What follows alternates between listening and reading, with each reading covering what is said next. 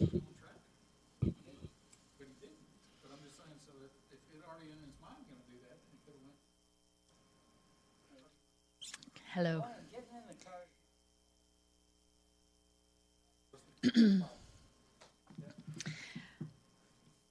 Good evening, everyone. Today is Tuesday, July 28th, 2020, and we are here for the City Council regularly scheduled meeting. The time is 5:30, and we have a quorum present, some virtual, some in person. And we will be, I will call the meeting to order, and we're going to go to executive session, and we will be back shortly. Thank you.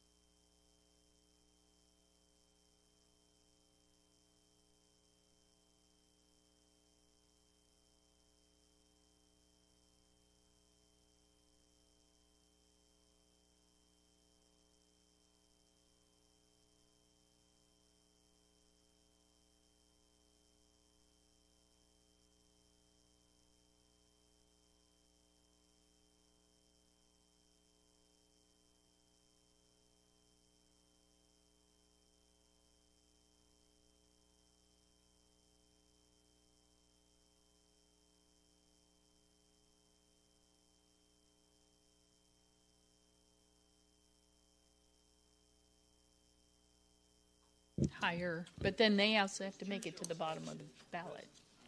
So early voting is going to be really Yeah. Oh my God. because that's where you can really make. I'm just glad I'm not.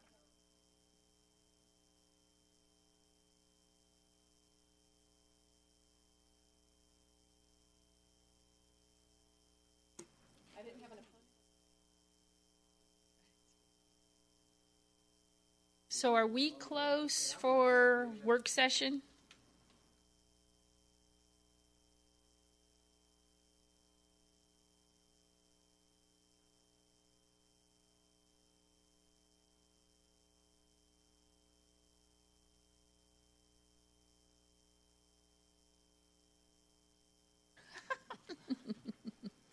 Okay, I understand that everybody is on screen. We can't see them, but we're working on that. So let's go into work session. The time is 6:51. Are there any questions or, oh, there is everybody.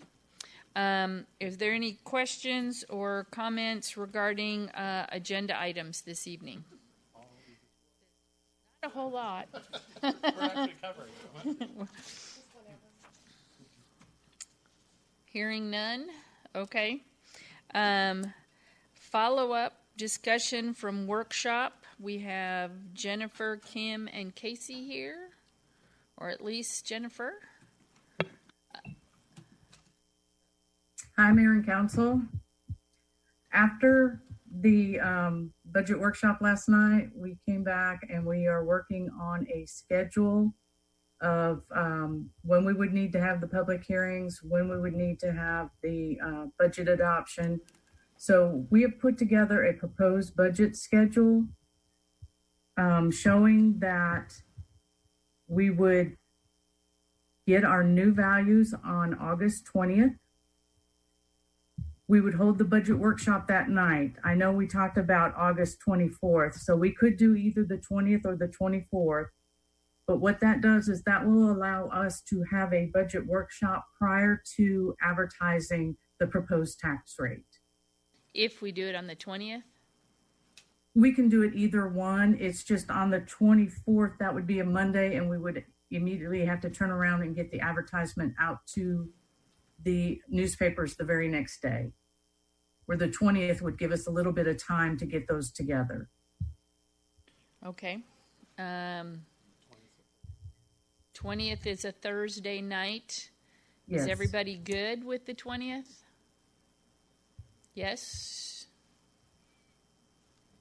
We have a Wes and a Mark. Do you know what your calendar is on the 20th? Brianna, you're good? Bijou, are you good for the 20th? Nancy keeps saying, I'm not supposed to be here. I will be out of town, but I will, if it allows me to, a conference, and if I will be on vacation. Cliff just said he has no light.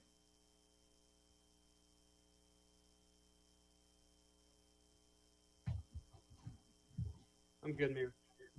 Okay. Skip. So, 20th. Six p.m. on the 20th? Okay. And are those the final certified values or certified estimates again? That's supposed to be the final certified values from Dallas County.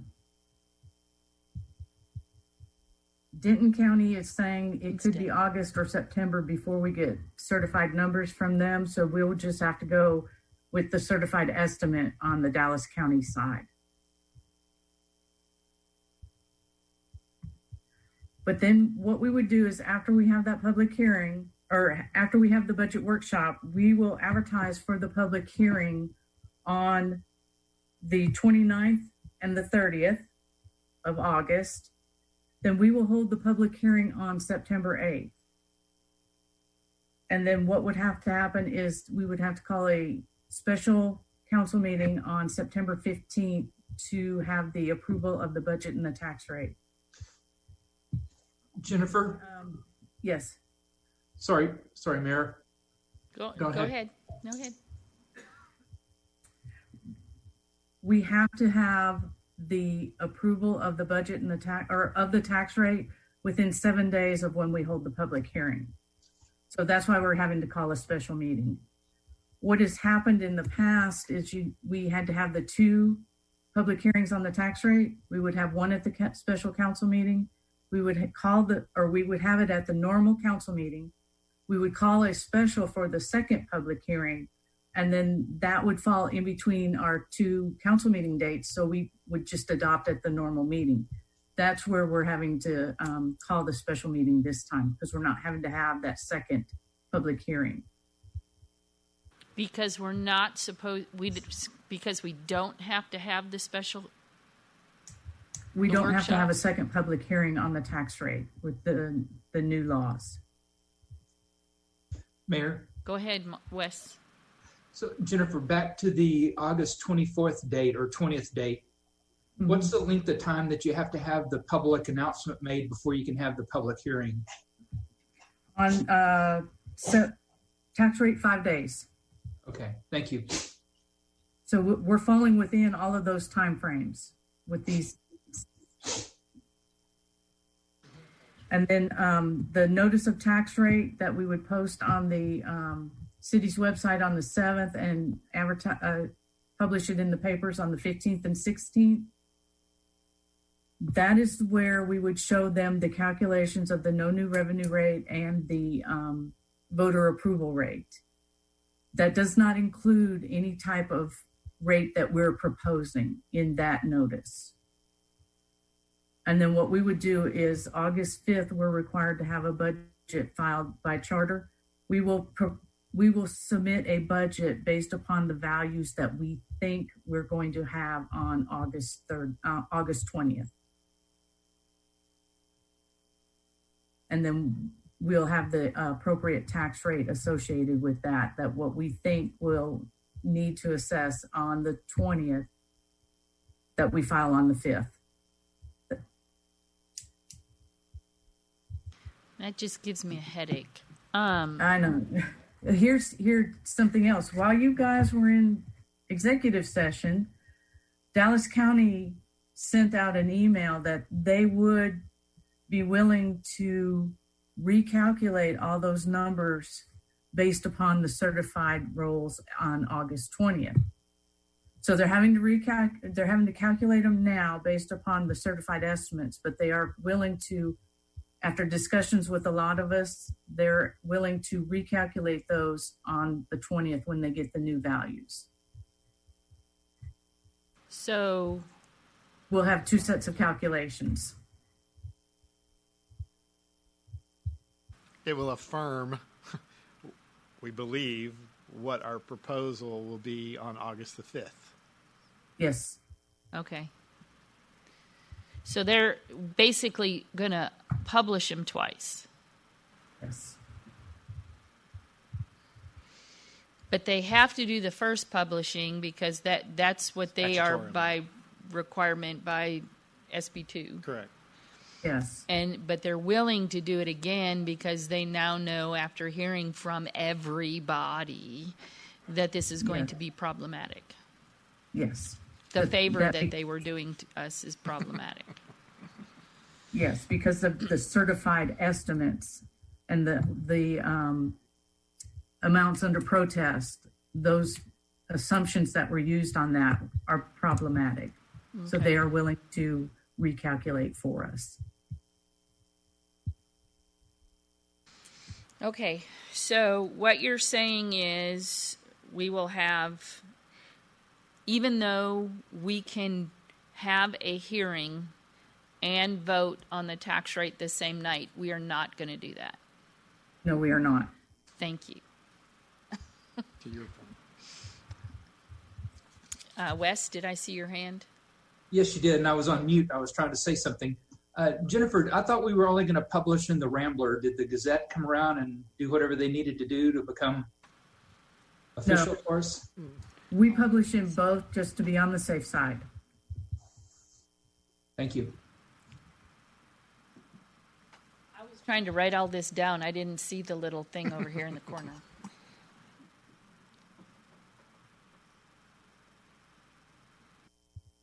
So if this is an okay schedule, then this is what we will start working towards and getting on calendars, getting things published, and getting it out onto the website.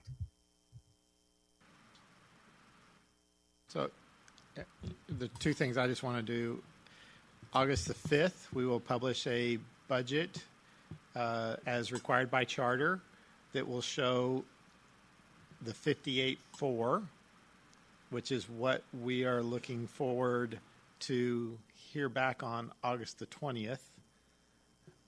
On August the 7th, the notice of tax rates, the truth in taxation information will be published to our webpage. In that document, at no place on that document by requirement is there anything that talks about our proposed tax rate. It will be based on the certified estimates, which is what we talked about last night, which showed the no new revenue rate being higher than our existing tax rate and the voter approval rate being higher than our existing tax rate, both of which are higher than the tax rate which we'll be putting out on August the 5th. On August, do we still have the 13th, or is that where the 15th now? The 15th and 16th? That's the 15th and Yeah. 16th The 15th and 16th will be the publication in the newspaper of the same notice that will be on our website on August the 7th. August the 20th, on Thursday night at 6 p.m., we'll hold the budget workshop. We'll have the affirmation of the certified tax roll from the appraisal district, and we'll be able to speak specifically to the tax rate as it's going to be actually proposed by the council as far as moving forward. Then the public hearing will be on the 8th. And just to clarify, because I think I may have heard the mayor's question incorrectly, Jennifer, on the 15th, it is a special called council meeting, and that's when we will be voting on the budget and the tax rate. That's correct. But that's not a public hearing. That's just the vote of the tax rate. Correct. Not Yes, a public the public hearing is on the 8th. Right. Sorry to walk through that, but I just wanted to make sure we were all kind of going through the same.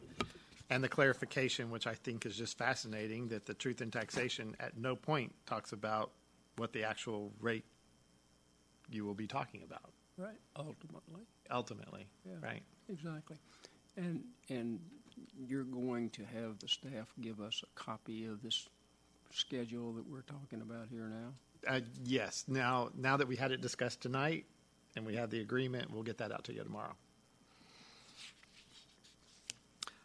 On another note, what we think we're going to do this week, as far as from just an education standpoint, is we're going to use this as an opportunity to actually, I use the word celebrate. Hey, effective tax rate and rollback rate no longer apply to anything that you're going to look at. Now we're going to have no new revenue and voter approve rate, and let us educate you on what you're going to be looking at in the next week or two. So we're going to start an education campaign, and we're going to celebrate it. Celebrating might be a stretch of the imagination. We are gonna celebrate the new beginning of the tax. What a nice mark. Yes. So that'll start this week, and as we start having these things come out, we'll start what we talked about last night in terms of getting y'all a bullet sheet that basically says, here's the highlights, here's the things you know, from a talking point standpoint, so that you can, when people see the notice of tax rates and the truth in taxation, you'll have something that's just going, yes, that is exactly what it's supposed to do. It did exactly what it's supposed to do. Isn't that great that SB2 worked exactly how it was supposed to work? And I'm giving you the facts to do it. That's exactly right. That's exactly right. Okay, any questions about budget? Thank you, Jennifer, for that. Gives a little more clarity to the numbers, I hope. We'll see. All right. Thank you, Mayor and Council. Thank you. Discussion regarding the new franchise ordinance with Encore Electric. And Miss Vicky, how are you doing? I'm doing great. Good evening, Mayor and Council. Good to see you all. I'm here tonight to talk with you about a proposed replacement of our Encore franchise ordinance with a new ordinance. And so if I could have the next slide, please. So tonight we're just going to talk about the new ordinance that is being proposed between the city of Coppell and Encore Electric Delivery. We were originally going to ask you to approve this item in the regular session, but I learned on Friday that there are some charter rules that must be followed that I was not aware of. We do have to post a notice in the newspaper for 15 days before we bring this to council. And then once it's approved, there is a 30-day waiting period before it actually goes into effect. So for that reason, tonight we're going to just discuss it, and I'm going to offer some information about what the new franchise has in it, and then be able to answer any questions that you might have about it. Next slide, please. So first of all, I just want to mention that this ordinance with Encore is providing Encore with the rights to use City of Coppell property in order to provide us with electric service throughout the city. And what Encore does for us is provide all of the infrastructure that's needed in order to provide electricity to the city, including things like cable and wires and poles, anything that is required to provide electricity to us. And when I talk about some of the history of this agreement, it's been 30 years since we've actually updated the agreement that we have currently. It was originally granted to Texas Utilities in 1990. And then because of some changes in the electric industry and a restructuring of that industry, the franchise was assigned to Encore in 2002. That was a 20-year agreement starting in 1990 up to where we are today. So in 2007, we amended the agreement because it expired in 2007. We amended it to extend for another 5 years. And that same thing happened again in 2015 to extend it for 5 years to 2020. So we are now at the 30-year mark of having this franchise agreement in place. So we decided that because 30 years has been a long time for the agreement to be in place, that it was necessary for us to go back and review it, to perhaps rewrite it. And in essence, we needed to make sure that it was brought up to speed in terms of including any kind of legislative changes that might have occurred over the past 30 years, and also to bring it up to current legal standards. So the proposed ordinance does have some new language in it. It includes the original agreement in terms of, yes, Encore can use the city's right-of-ways and property for the infrastructure of utilities, but there's some additional things that are in there, and I'll talk about those as well. Next slide, please. So as I said, the original agreement the new agreement rather, has most of what was in the old agreement, but there are some new things, and I'd like to talk about those in a little bit of detail. One of the things that's included in the new agreement is a deeper clarification of the public right-of-ways. There was some language about this in the original agreement, but there's been an expansion of the language as to who's responsible for what when it comes to public rights-of-way. And one of the main things that is in the new agreement has to do with abandonment of the easement. So if the city decides that they want to abandon a public rights-of-way that might have Encore facilities and equipment in it, then the city can determine whether or not to keep that public utility easement in that right-of-way. And at their discretion, they can allow the Encore company to continue to use that. And so that is language that was not in the previous ordinance. A second item that's in this ordinance is that we require Encore to have a vegetation management program. And that's a document that the city is allowed to request at any time. And it's the program that talks about the maintenance of the properties that Encore works on. They would be required to contact residents, to contact the city, to let us know when they're going to be out performing maintenance on city property. Also included in this ordinance are any other subsequent ordinances that were agreed to with Encore over the last 30 years. And those include things that changed over the last 30 years. For example, the franchise fee factor is one that changed over the last 30 years, and the last time it changed was in 2005. The franchise fee factor is based on how many kilowatts of electricity the city uses in terms of customers. And the current rate for that is 3.056%. So when we earn about approximately $2 million a year in franchise fees, and that's what that franchise fee factor is for. Another item that's in this ordinance that was in a previous ordinance is the payment schedule. And that change occurred back in 2006 when the payment schedule was changed to a quarterly payment by Encore to the city. And the last thing that's in there that I'll mention is the discretionary service charges. And what that is that anytime a customer calls Encore to come out and do something that's outside of their normal scope of work, such as doing an unscheduled meter reading, or perhaps turning on electricity on a weekend or a holiday, that Encore charges the customer for that. And the city of Coppell receives 4% of those charges. So all of those items are included in this ordinance. And I feel like now this ordinance is up to where it should be. We did work with Chris Brewster, who's our utility legal representative, to draft this ordinance. And we'd like to bring it back to you in August. So at this point, next slide, please. At this point, I'd like to entertain any questions you might have. Thank you. Any questions, comments? Wes?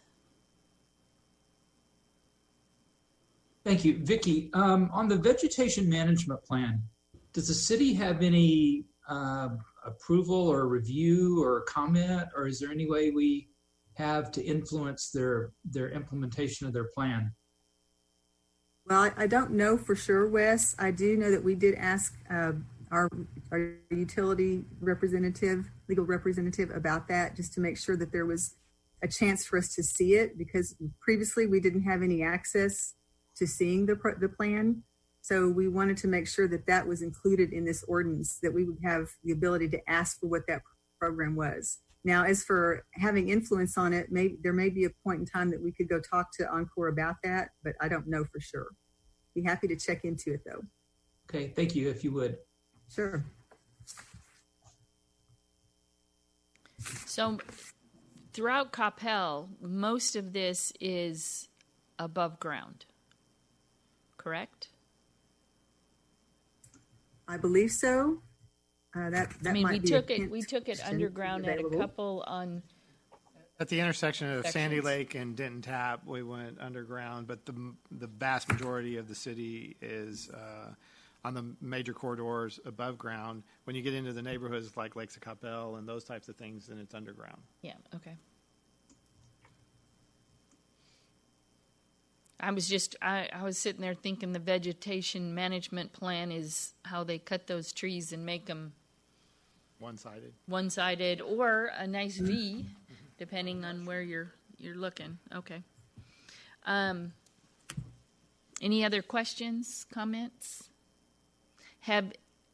So you've already gone back and forth with Encore with this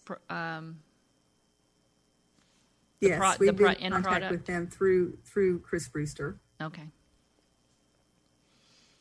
And the agreement's been looked at and with comments made by Kent with our Public Works, since it's also a right-of-way management issue.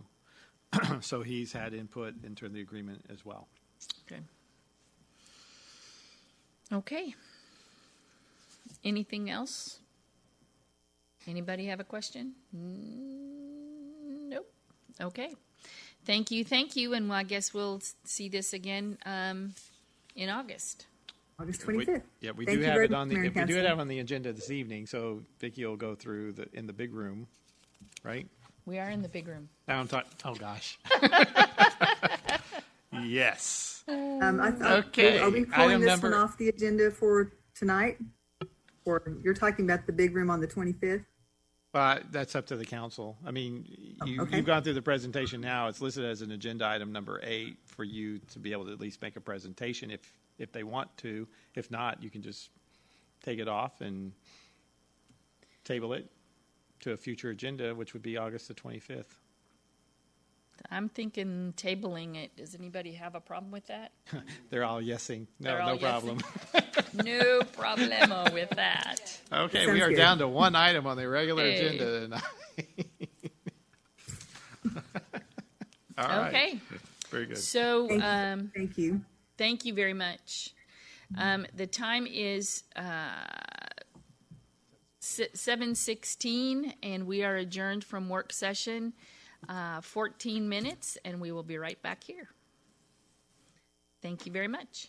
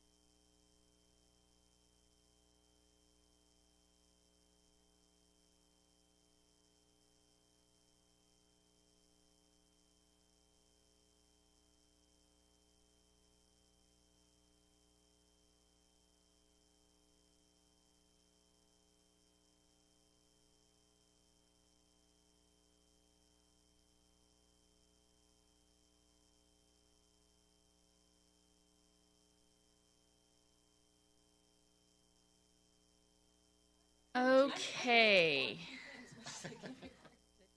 7:30. We have 1, 2, 3, 4, 5, 6. There we go. Who are we missing? Mark. Oh, okay.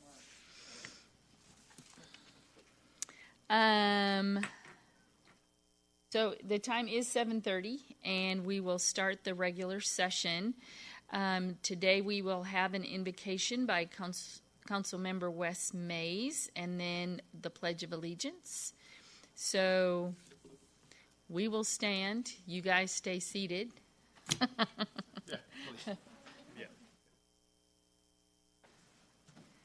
Please bow your heads with me. Loving God, thank you for your many and abundant blessings, for life itself, for the measure of health, for the sustenance, and for friendship.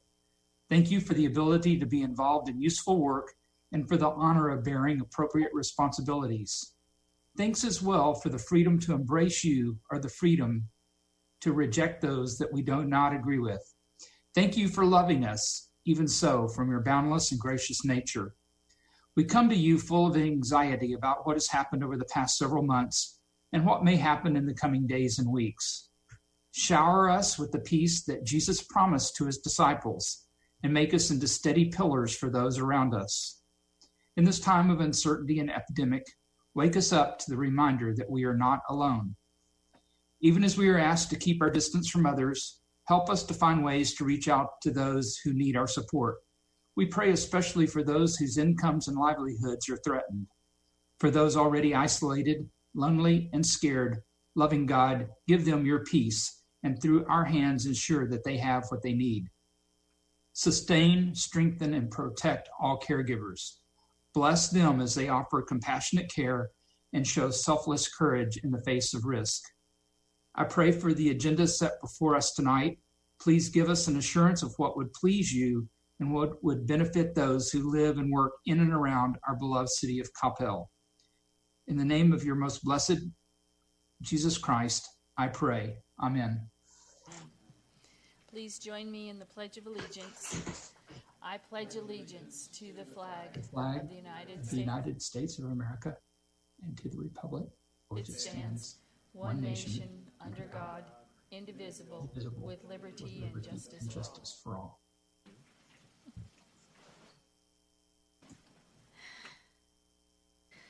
Okay, citizens' appearance. We have had no one contact us either via email or by phone or asked to join us on Zoom. So we will move to item 7, which is consider approval of the minutes of July 14th, 2020. This is normally a consent agenda item, but there are no other items on the consent agenda. Does anybody have any changes for the minutes? Hearing none, I will entertain a motion. Councilmember Yingling. Thank you, Mayor. I move to approve. Item 7. I'm sorry? Item 7. Item 7, I was looking for. I move to approve item number 7. Thank you. Is there a second? Councilmember Long. All in favor? Long, Hinosa Smith, Mays Road, and Yingling, Matthew Hill in favor. None opposed. Motion carries. Thank you. Item 8 has been tabled to the next. Do we need a motion? No? No motion. Has been tabled and will be in August 25th meeting.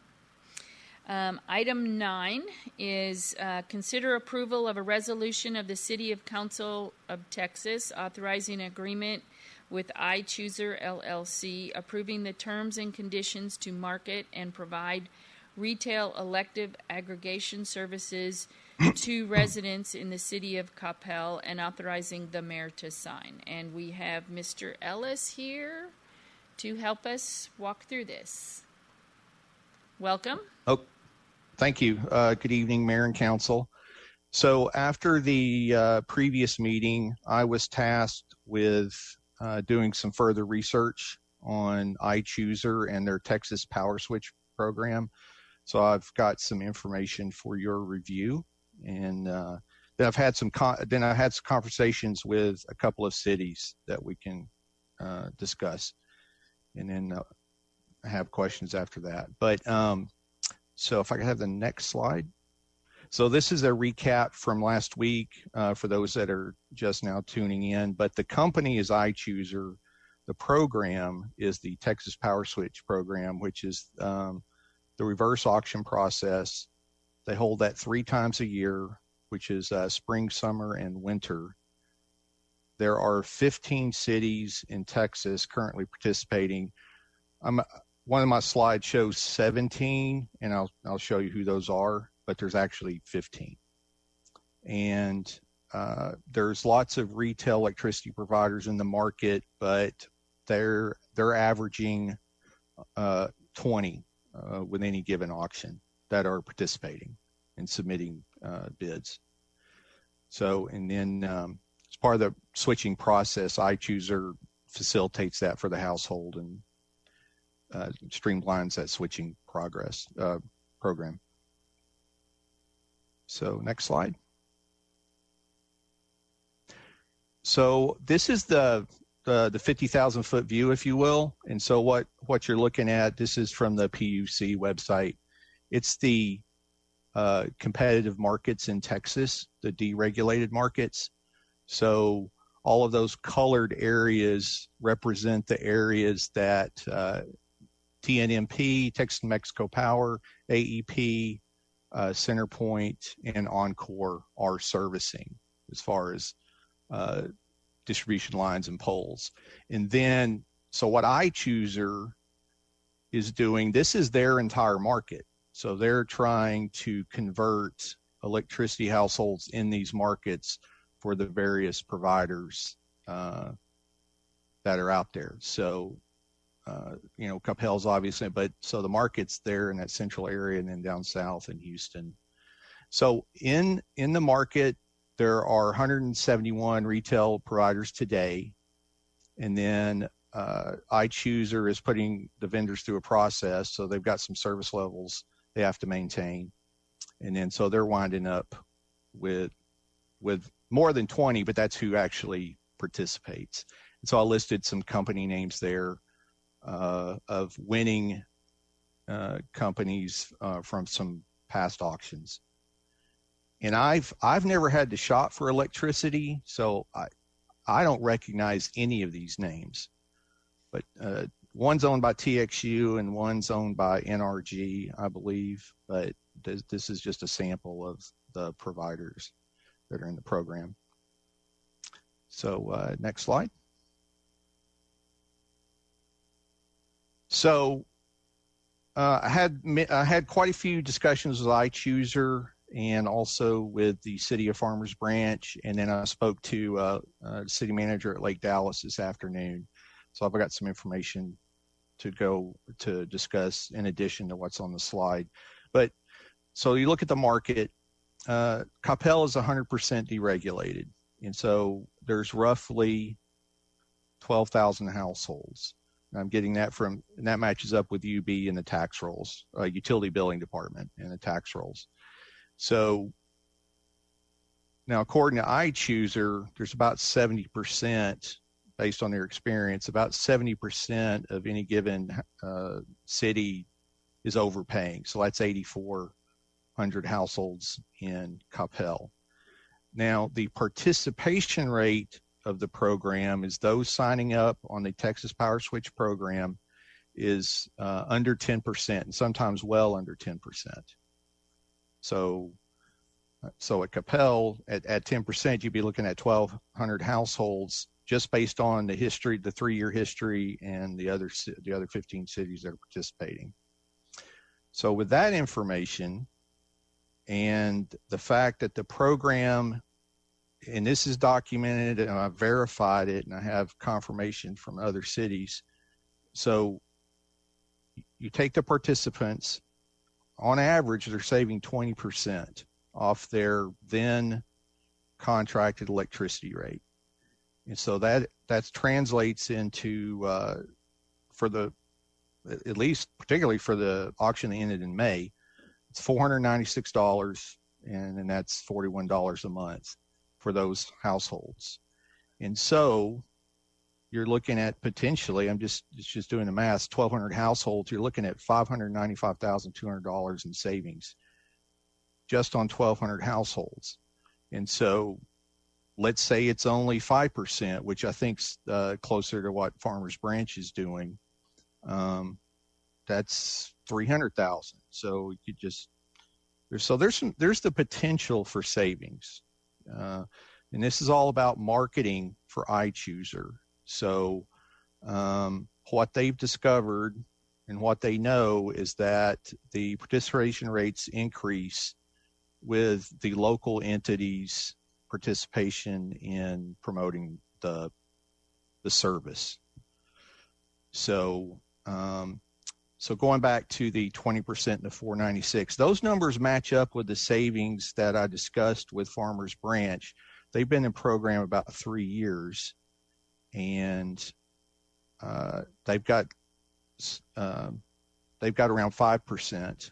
So that'd be about 1,200, 1,300 people, and at that rate, they know they've saved at least $500,000 for those households over the past 3 years.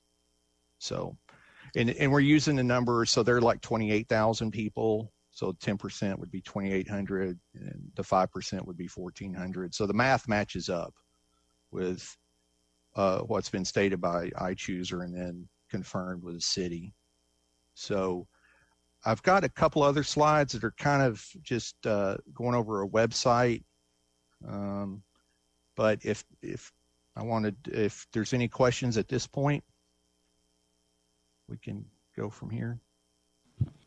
Just real quickly, Charles, there is a portion of, Councilmember Matthew asked this question last time. There is a portion of Coppell that is in a co-op, and so that portion, which is Coppell Greens, would not be able to participate in the program.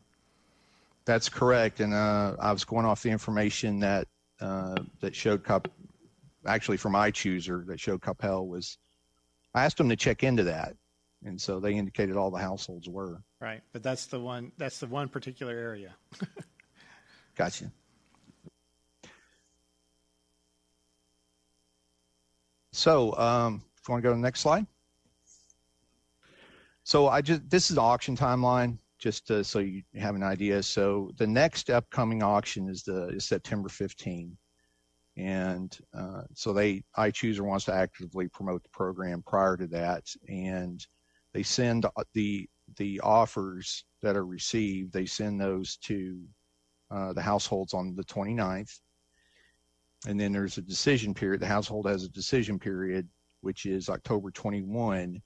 And then there's a switch window. And this is true for any auction. So they give you about a 4-month window to switch, and that's to accommodate the various end of contract dates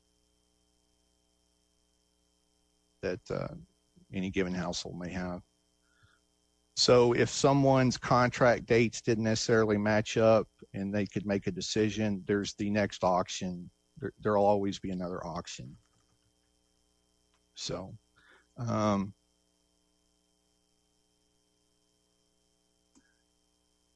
next slide.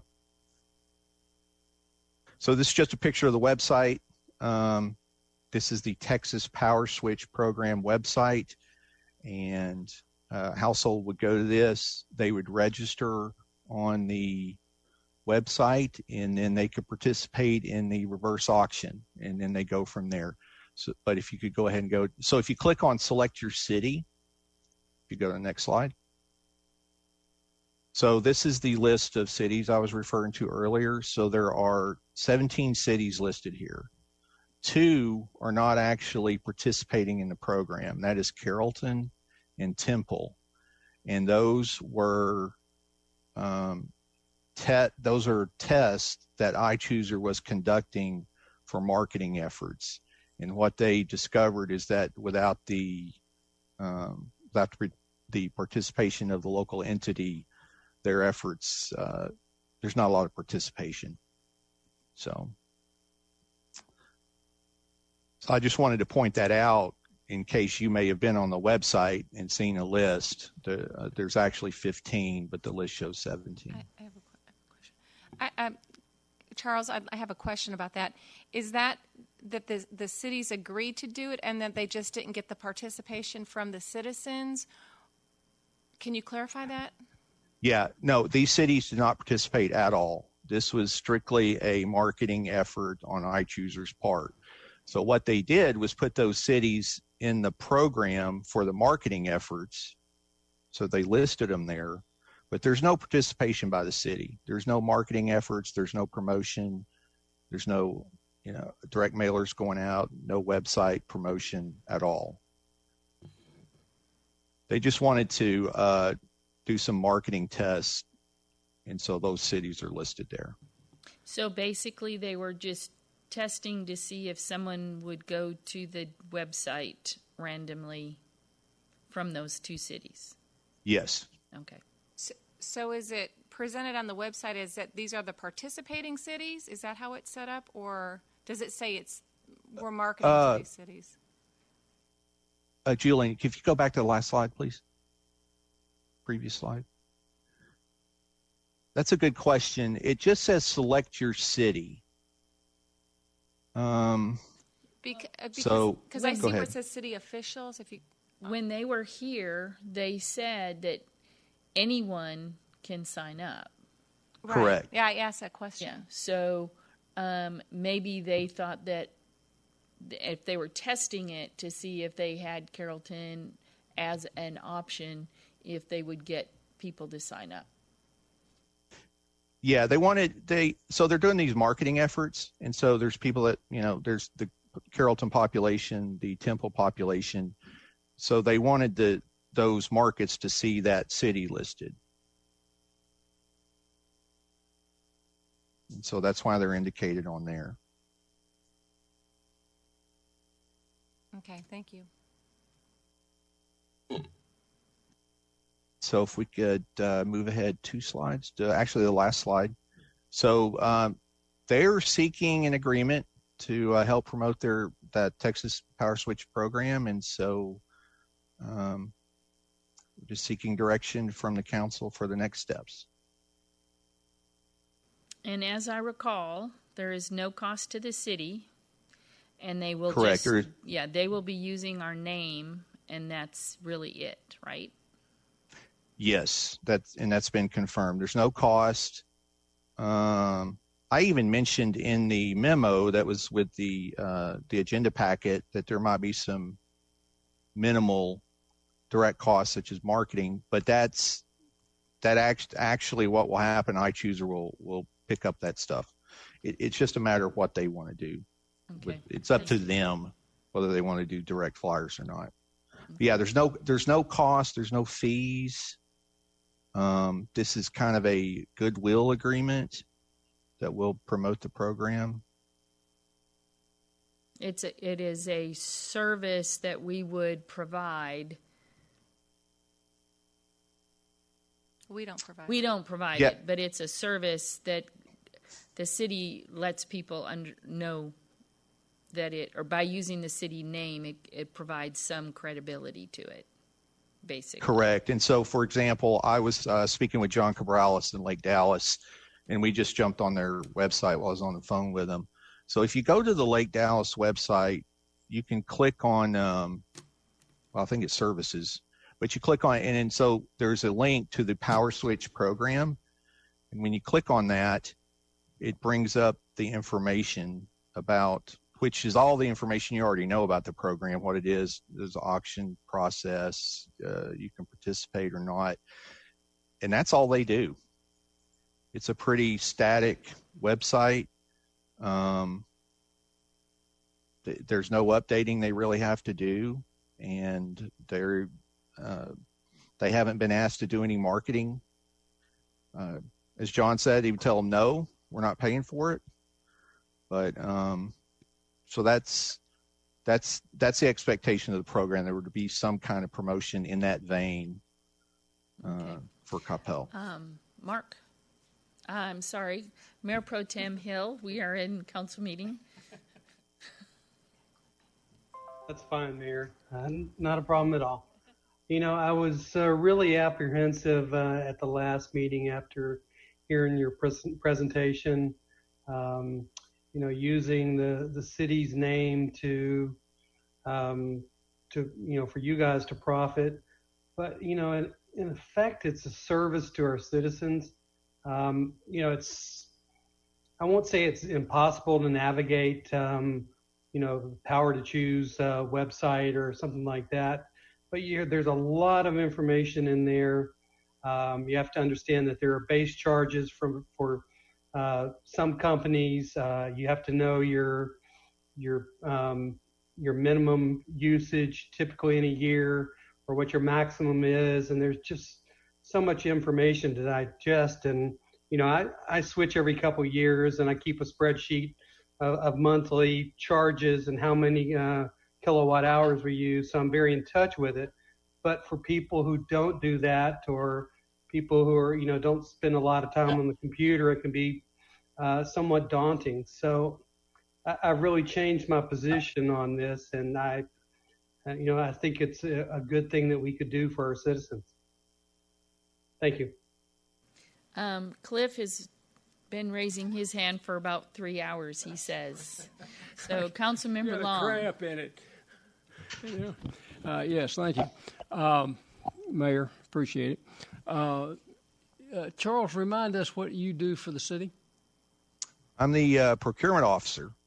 So you're for the city. I see. So they thought you were the perfect guy to procure this, huh? Yes, I was volunteered for duty after the last meeting. Ah, all right. Well, that's good. I was just curious. Yes, where what direction you were coming from. Anyway, I see this as a gift to the city, and we can do with it what we want to do with it. And I can't imagine. I'm a little surprised at Carrollton and Temple that they wouldn't want to put forth any sort of effort at all to inform their citizens about this opportunity. so that they could do it. I mean, they'll provide us with the information, and we can, we can work with them to do something to let our citizens know. And I would be surprised if we didn't get 10% without too much trouble. And I think that's what we're looking at. Here's a gift to us, and so we gift it to our residents to take advantage of this if they choose to. And it's not all the money in the world, but I can imagine some of the senior citizens will really appreciate the opportunity for some professional to go out and try to procure electricity for their house, because every dollar counts. Thank you. Wes, then Nancy, then somebody else had their hand up. Bijou. Thank you, Mayor. After last month's presentation, I was a bit put off, like Mayor Pro Tem was. I think we were hit with TMI, too much information over a very short period of time. And it took a little bit of a month for me to think about it. And one of the things I did was I went out to one of the sites that Mark was talking about, a chooser site.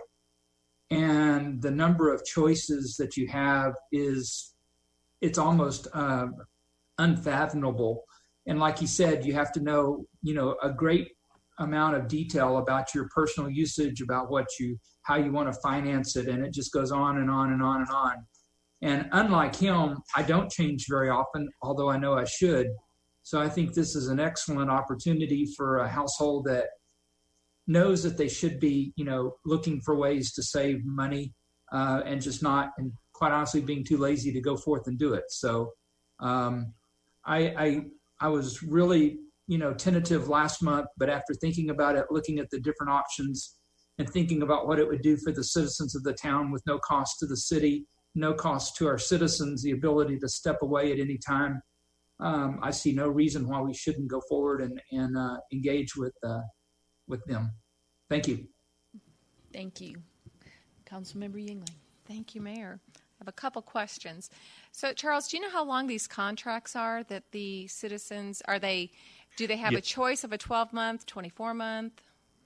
Yes, you're exactly correct. You can choose a 12-month or a 24-month. Okay. And they're even, it's not in there now, but they're thinking about adding green alternatives, which the city participates in green alternative fuel sources. But there's been some interest at the household level for that. But yeah, it's 12 months, 24 months. So you have that option.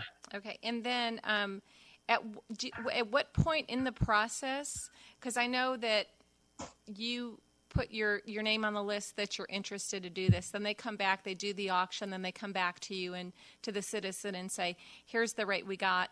And so then I know that iChooser gives the contact information to the provider, and then they contact and take it from there with the citizen. At what point is the citizen locked in to in the process? At what point are they committed to move forward? Well, so they're sent. So the auction occurs, and then they're sent an offer letter, and then the household would choose to go with the winner of that auction or not, and whatever that contractual process is, okay, it would happen at that. So after the juncture. Offer letter, and then they respond back to the offer letter based on whatever, if they fall within that 4-month range where the contract is up, where their current provider. So once they accept that from the offer letter, they go forward and do whenever their contract can start, because it sounds like there's a leeway there. Yes. Okay. Yeah. So and iChooser helps the household with that switching process. Okay. So. And then does iChooser give any guarantee that this is the lowest rate that they can find out there? Is there any kind of caveat with that? No, we didn't discuss that, but I believe the answer is no. Okay. Because it's based upon the bucket that they go to the providers with, and then there's so let's say there's the 20, they submit their bids, then there is the one low bid, and that's presented as the winner. And so the household, you don't see those 20. But is it the lowest rate? I don't know that's something they would guarantee. Okay. And then Because I'm sorry, go ahead. No, go ahead. You can finish because I was going to. Well, so I was just querying some people today about their electricity rates. I haven't had to shop for electricity, but I mean, just a peer in the department, they're paying around 10 cents. Is that the going rate? No. I don't know. Yeah. And so not knowing what the auction results might be, I don't know what an auction would compare to that rate. Yeah, I just want to make sure because so many people don't, I don't know what the percentage was that we talked about, so many people that they don't shop around. So how will they know what a good rate is and make sure that, that we're relying on the company to make sure that they're giving them this. They will know what rate they have, and if the rate that they're offered is better. Oh, yeah, we hope that they do. Yeah, exactly. So, and then my last, just a comment is that I know we talked about in the stuff that we read, it did say that the city was paying for some marketing for that, and I would not be in favor. I know you addressed that, but that we would be paying some type of marketing. I don't remember that. Really? That we paid nothing. Did I misread that then?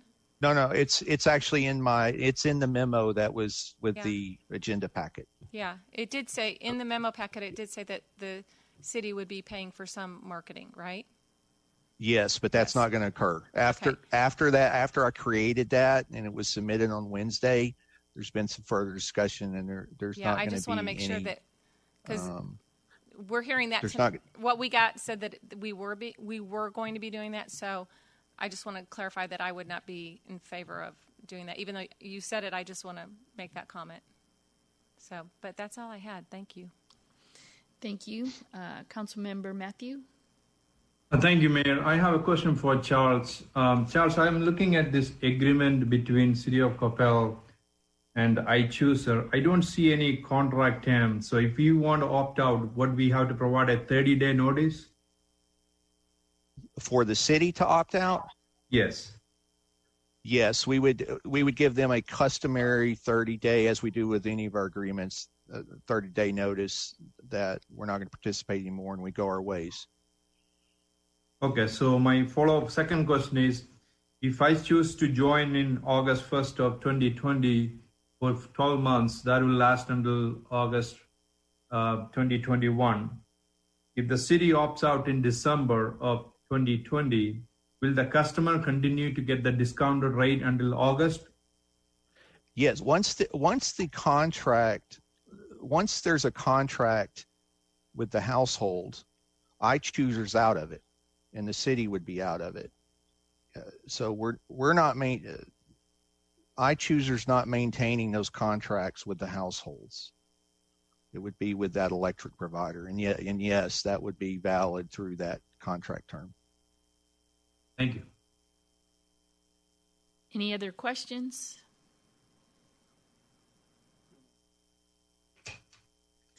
Is there a motion? Councilmember Mays.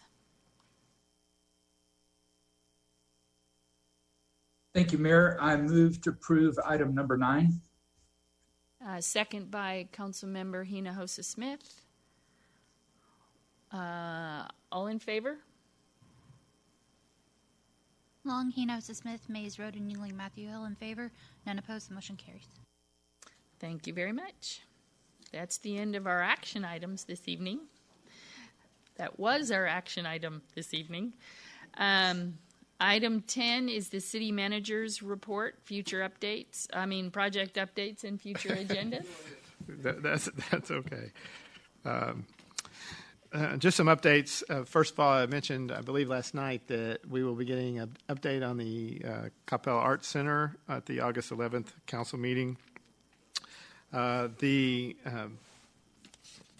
Coppell Cares Business Retrofit and Restaurant Grant Program is in its first call, and it's through 11:59 tomorrow night, Wednesday night. So far, 20 restaurants have made their application and 8 businesses have made their application. Just to remind everybody in terms of the rounds, this is the first round. The second round will kick off August the 19th, and the submission date deadline is August the 26th. One of the things that we are watching very closely is, especially on the business side of the equation, if we are not getting that many applications, we do have the ability, working with the county, to modify that program so that we can expand its ability to be used by other businesses, not just for retrofit purposes. So if you recall, this first round and the next round will be dedicated to a retrofit. Then if the applications just don't come in the way we had hoped, we can make that modification and we'll be able to possibly do the rent assistance program, for example, for the businesses, if that's something that we're interested in doing. You'll have an opportunity to voice that. Has that department heard any feedback? In talking with Mindy, some of the feedback that she's gotten is that some businesses would love to be able to use the funds. They just don't have that much in retrofit expense. Oh, okay. And we have the $5,000 cap, and so yes, I'll submit, but it's a minor amount. So that's probably been the main thing that we've heard so far. So it's just something that we'll modify. I mean, we have the ability to modify, and so that will be something that we happen. But we'll keep you informed on that. The HVAC work in City Hall begins on Friday. Work will be done on weekends, and this will take us through September with the way that they're going to do the installation, because we are operational, basically 24/7. So they've got to do their work on the weekend. Just out of curiosity, why are they doing it in the summertime? Is it going to be? It had to do with the delivery. If you remember, we awarded this bid a while back. Okay. It just had to do with the delivery of the equipment. Oh, okay. So guess what? It came now. So is it going to be like turned off? No, not while any double checking. Yes, not while employees and/or council meetings or boards and commissions are meeting. What about those council meetings? Yeah, council meetings. Well, you're not going to be here. The council meetings are going to be fine. I'm just checking for my coworkers. Oh, okay, yeah. I'm so glad you're looking out for. 4 of us might be remote. I got if their, that happens. I've got their back. Okay. Hey, maybe they could ride around with you. And the last thing I have, Mayor and Council, is the bids for airline came in, and they were actually great pricing. Came in well under the initial estimate that we had. So we're looking at bringing that to you in September for the awards. So that was some good news there. Mayor, that's all I have to report this evening. Thank you very much. Any questions for Mr. Land? Hearing none. Item 11, Mayor and Council reports. We have a mobile COVID-19 testing site that has been established at MacArthur Park, which is at 400 South MacArthur Boulevard. The site will be open from 10 a.m. to 4 p.m. Monday through Friday through August 10th. Access to the park is still available, and that should not impact any park visitors. Registration is required, and you go to gogettested.com, gogettested.com. There is a fee associated with this testing, as this is being done by a private group. The City of Coppell is working to establish free testing site, and we will update the public when more information becomes available. In the same area, the Wagon Tails Dog Park reopened yesterday on July 27th. After careful thought and consideration over the past several months, staff has determined that we can now safely reopen the dog park. The safety of our 2- and 4-legged guests is the high priority, and with that in mind, the dog water fountain will remain closed at this time. The park will be closed on Wednesday for mowing and maintenance, and we encourage all of the park and facility users to follow the CDC recommendations. Social distancing requirements must be followed, and please know that we're working to reopen as safely as possible, and we'll continue to update you regularly on facilities and amenities reopening as soon as they are ready to go. And last but not least, do not forget about the census.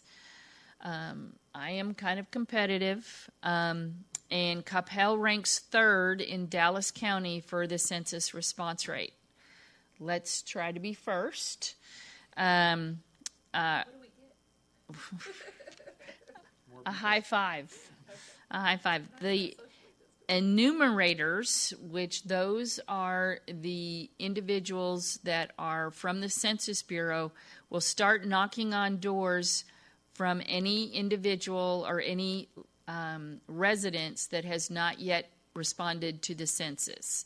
If you would like to avoid having someone knock on your door, please go to 2020census.gov and get counted today. Let's really try to get this done, because it will be beneficial for everyone in the city, in the county, and in the state of Texas. Council, do you have any reports on recent or upcoming events? Okay. Item 12, council and committee reports. We have Carrollton Farmers Branch ISD and Louisville ISD. Mayor Pro Tem Hill.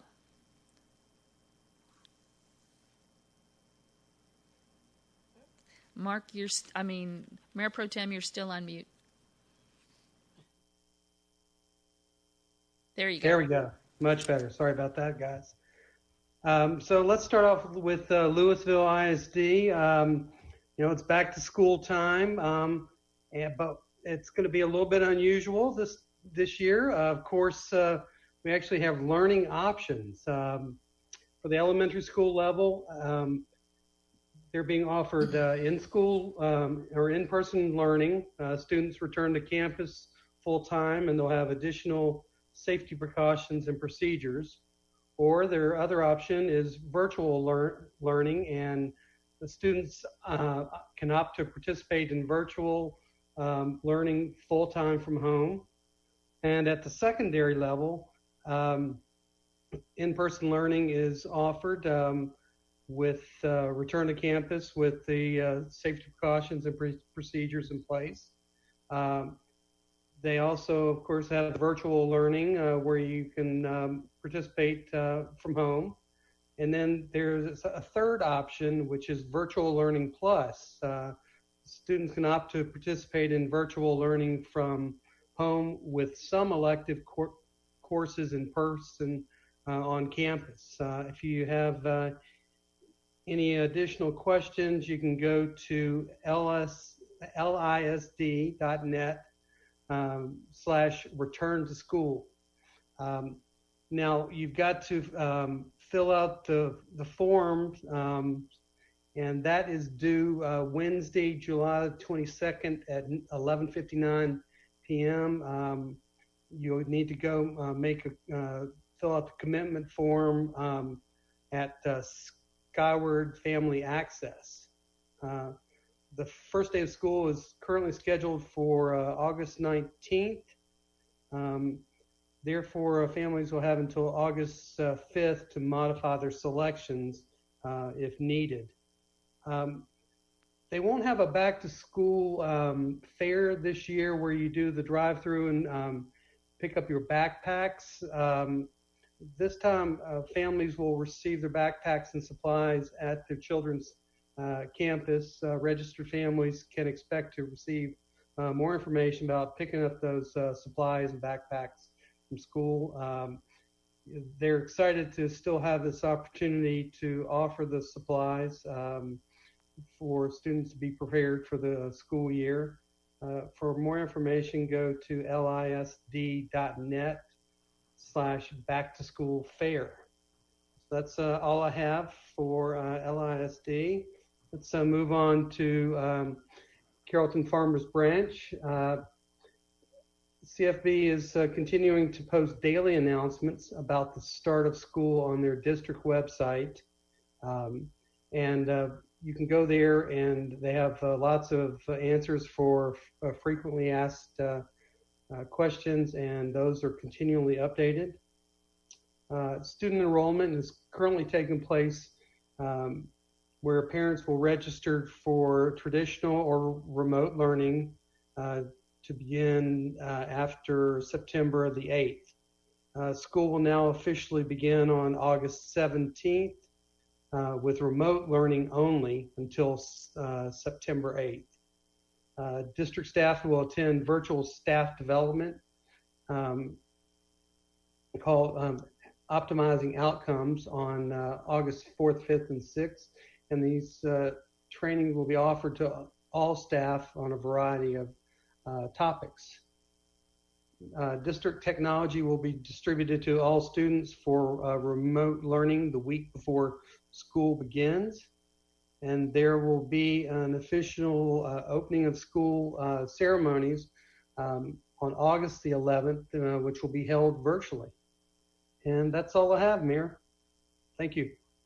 Thank you. And then we have Coppell ISD, Councilmember Hinojosa-Smith. Thank you, Mayor. Just a couple of highlights, and then Councilmember Matthew, please chime in as well with regard to Coppell ISD. But yesterday we did receive an email. The start of school has been moved from August 12th to August 17th. So school starts on August 17th. It will be remote learning only until September 7th. And then families will have an opportunity to choose whether it's in person or just continue distance learning until further notice. The date to make the choice on whether to return in person after Labor Day, that has also moved. That date now has been extended to August 12th. So that deadline has also been extended. The school district is having a Facebook Live on Thursday, August 6th at 6:30. And that will be a great opportunity to also ask additional questions. And CISD has really done a great job of just continuing to keep parents informed. And there's information on the website and also on the Facebook site. A couple other things to note, there's 2 early dismissal days that were originally scheduled for October 8th and December 18th. And it's my understanding that now those will be regular school days, along with October 9th, which I believe was supposed to be a day off for teacher in service. That will also be a regular school day, again, in an effort to make up for some of the lost days that they may have for learning time. There's also information on Facebook and on the website for anybody who needs meals during distance learning time. Any and all students that might need meals are being offered breakfast and lunch. And I know there's additional information for that as well. And I think they're asking for people to sign up so they can make sure that everybody has meals as needed. Councilmember Matthews, did I miss anything? No, you haven't. Thank you, Councilmember. I just want to restate one of the opportunity for parents to ask questions to the school board, a school superintendent. There is a Facebook Live on Thursday, August 6th at 6:30 p.m. So if anyone have any questions about the schools or reopening, there will be people available to answer your question. That's all. Sorry, and the last thing I'll note, thank you, Councilmember Matthew. The last thing I'll note too is there's a lot of emails as well. So it's just important to check your emails because I have found that some go to my junk folder. But I know that for verification of residency, that email has also gone out and that information is to be uploaded by, I believe it's August 6th. And so Again, look in your email so that you can update your verification of residency so that your students can receive their schedules on home access. Again, this will be different. Usually students and parents go to each school and receive their schedule, and now it'll all be done online. Thank you, Mayor. Thank you. It will be an interesting start to the school year. Yes. Item C, report on the Coppell seniors. Councilmember Roden.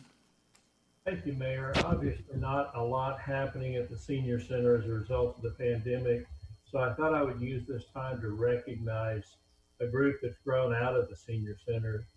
This group was initially known as the Knitwits. They were a group that formed as part of a class on knitting that was held at the senior center.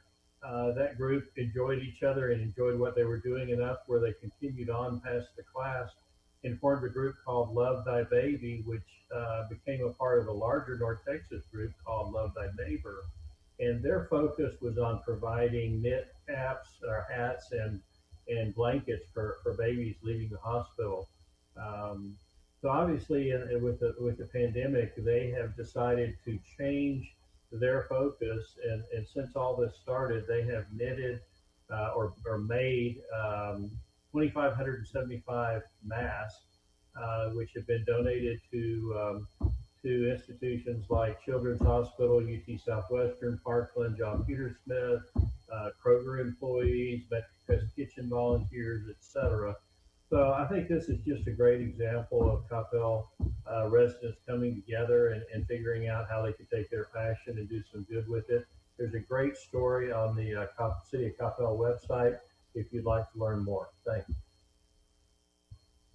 Thank you. Thank you for that good news. Item 13 is public service announcements. Any public service announcements? Hearing none. There was no necessary action from executive session.